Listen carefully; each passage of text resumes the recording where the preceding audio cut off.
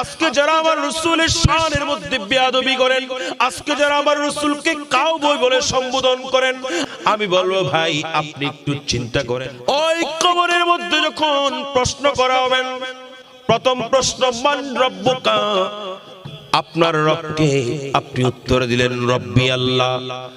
দুই নাম্বার প্রশ্ন করা হবে ওয়ামা দীনুকা, তোমার দিন কি? দুই নাম্বার প্রশ্নের উত্তর হবে দীনিয়াল ইসলাম।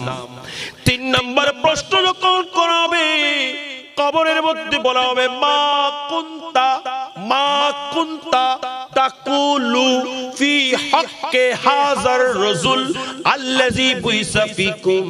তোমার কবরের মধ্যে আজকে যাকে দেখানো হচ্ছে, যাকে তোমরা দেখতে পাচ্ছ, এই ব্যক্তি সম্পর্কে তোমরা দুনিয়ার মধ্যে কি ধারণা করতে, দুনিয়ার মধ্যে কি বলতে, আজকে কবরের মধ্যে সে কি বলতে তা নয়, দুনিয়ার মধ্যে কি বলতে।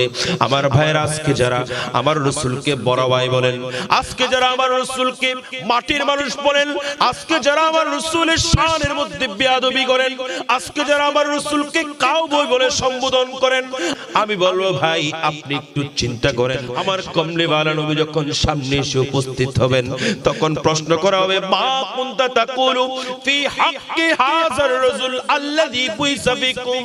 তোমাকে যিনাকে দেখানো হচ্ছে, যিনাকে দেখতে পাচ্ছ, ইনার সম্পর্কে তোমার কি ধারণা ছিল, কি বলতে।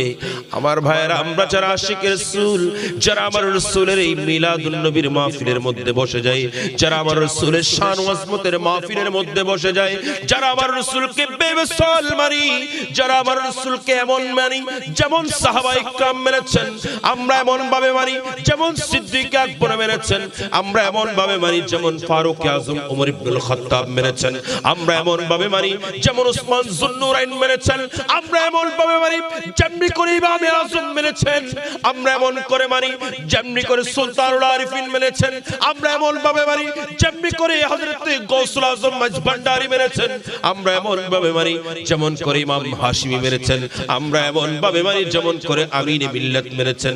কথা বলেন ঠিক না বেটি? যারা আমার রাসূলকে উনাদের মতো মেনেছেন, তারা কি আর আমার রাসূলের শানে বেয়াদবি করতে পারে?